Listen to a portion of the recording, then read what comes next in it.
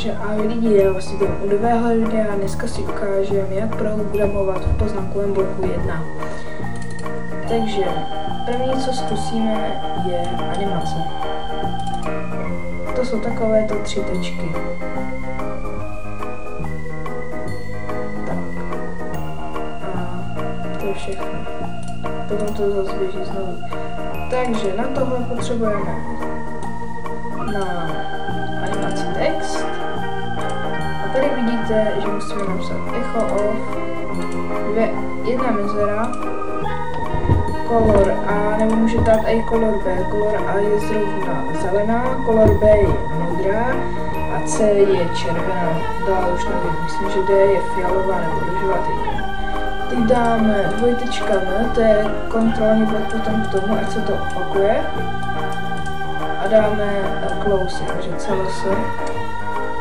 A potom tam echo a text, který tam chceme napsat. Tak třeba loading. Potom jsme napsat pink loading, toto už musíme napsat celý. Tady je rychlost, můžeme tam dát 1, to je trochu rychlejší, nebo 2, to je pomalejší. A dáme CLS. No dáme echo loading a tečka, to je ta první tečka, co tam je.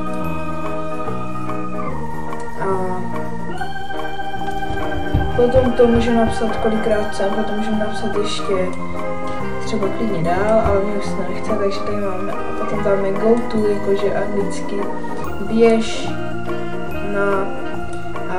na bodu M, a tady máme tady, takže to zase pojede znovu. Takže si to znovu ukážeme.